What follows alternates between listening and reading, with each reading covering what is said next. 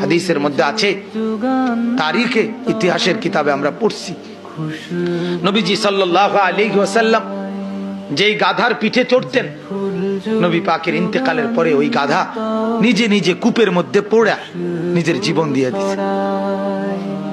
নবী সাল্লাল্লাহু আলাইহি সাল্লামের ইন্তেকালের পরে যেই উটনি, আল্লাহর নবী সাল্লাল্লাহু আলাইহি সাল্লাম উটনি মানে মহিলা জাতের উট, এই উটনিতে চড়তেন, সেই উটনি জান্নাতুল বাকি কবরস্থানের পাশে গিয়ে এমন ভাবে বসছে, এক টানা 2 সপ্তাহ কোনো খাদ্য খাবার না খেয়ে, এক ঢোক পানিও না খেয়ে নিজের জীবন নিজে দিয়ে দিছে, মরে গেছে রাসূলের বিরহে।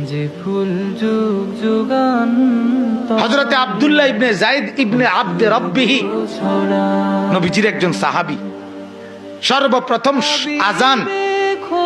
আজানের যে বাক্যগুলো যিনি স্বপ্নে দেখছে, এই সাহাবী আব্দুল্লাহ ইবনে যায়েদ ইবনে আব্দে রব্বিহি, এই উনি বাগানের মধ্যে কাজ করতেছিলেন, খেজুর বা আঙ্গুরের বাগানে। এই অবস্থায় ওনার কানে আওয়াজ পড়ছে, সরদারি দু আলম নবীজি ইন্তেকাল করছে। এই কথাটা ওনার কানে আওয়াজ পড়ছে, শুনছে আর কি, নবীজি কি হয়েছে, ইন্তেকাল।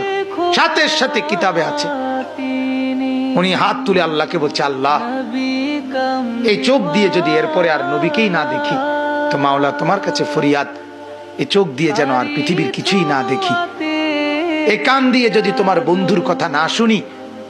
রব্বুল আলামিন যে চোখ আর নবী দেখবে না, এই চোখে আমি আর কিছু দেখতে চাই না।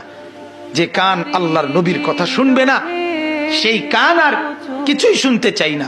আল্লাহর কসম কিতাবে আছে, আমরা নিজে বুখারীর শরহ ব্যাখ্যা গ্রন্থে এটা পড়ছি ছাত্রদেরকে। ওই সাহাবী এরপরে আর মৃত্যু পর্যন্ত কোনোদিন আর কিছু চোখেও দেখে নাই, কানেও শুনে নাই। উনি আপনার অন্ধ হয়ে গেছে এবং উনি আপনার বয়রা বধির হয়ে গেছে, আর দেখে